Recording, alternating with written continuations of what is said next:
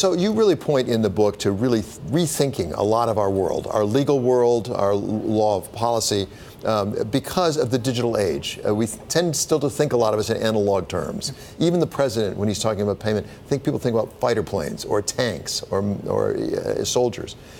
How should we be looking at our security when it comes to NATO, to Russia, in this cyber age?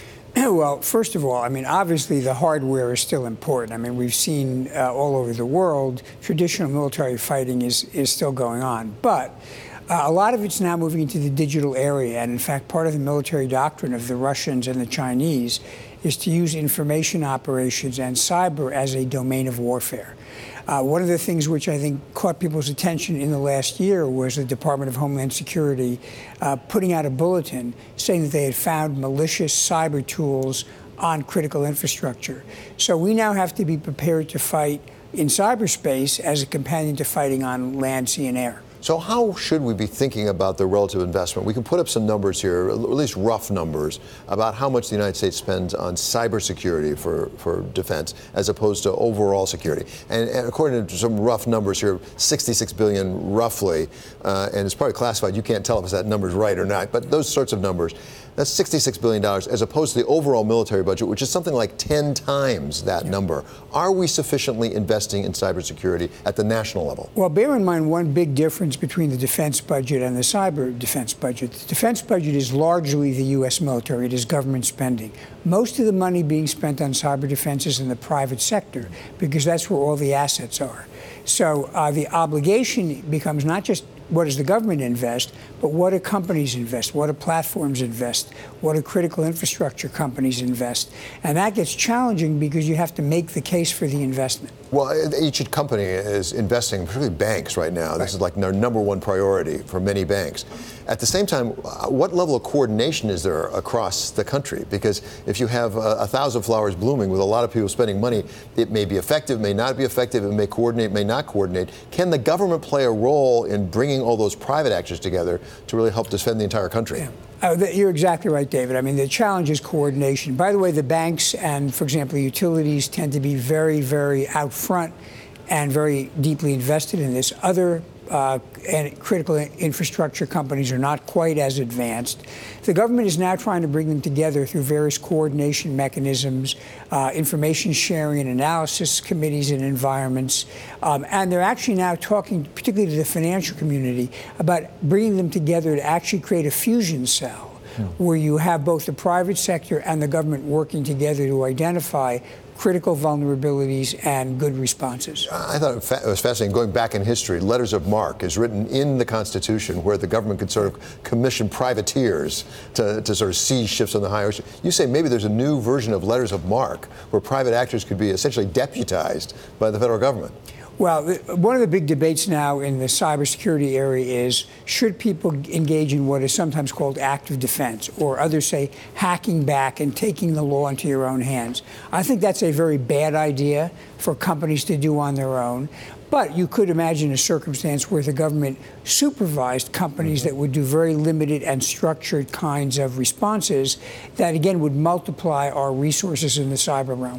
So that's in the national security realm, the military realm, and the large corporation. What about us as people who have our own little smartphones with all of our data? There are so many instances now that we hear about hacking where our personal data is taken.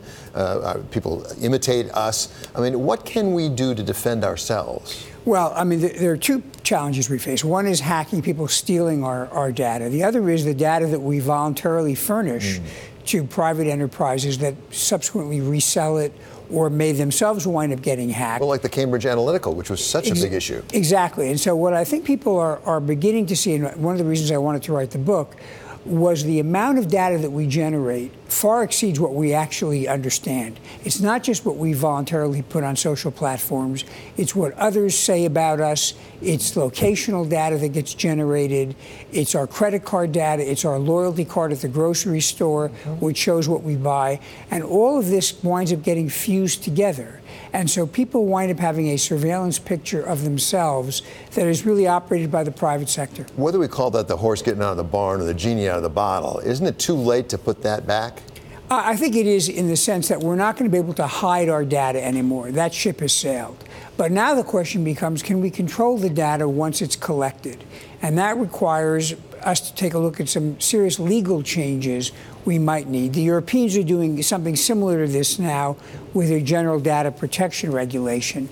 And I think the Supreme Court in this country is beginning to address this issue. Well, the Supreme Court is just even this term starting to deal with some cyber issues, as it were, like warrants to get location data for your cell phone, things like that.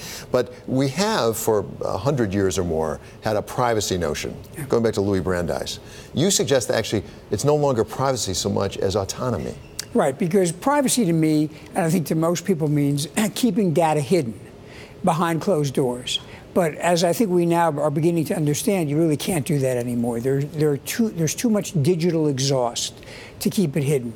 So now the question is, what happens to the data? Does it get used to manipulate us, like Cambridge Analytica, or to coerce us? Do our employers begin to look at everything we do and say, you know, we don't like the fact that you're not eating healthy and you're not getting enough exercise, so we're going to cut your salary? That strikes at the heart of freedom, and I think we need to talk about how you protect our freedom in that world of ubiquitous surveillance. How do you get from this world to the world you describe? Is that a matter of the courts doing it? Is it a matter of the government in the form of the executive branch doing it? Is it private? Does it have to be done multilaterally through agreements? I think it's all of the above. It would be nice if Congress did some things. I'm not optimistic in the short run we'll see that. As you pointed out a moment ago, the court is now beginning to get involved. And this is really a global issue because you have a global data flow, but you have laws within borders. And one of the problems we're seeing now is, what do you do when a nation's laws conflict with the global flow of data? We have to kind of reconcile that. And President Trump gets to meet with Vladimir Putin Monday. Maybe they'll talk about it. You know? Well, there's plenty to talk about in terms of what the Russians are doing in cyber, but we ought to be tough with them. Particularly with respect to our elections. Exactly.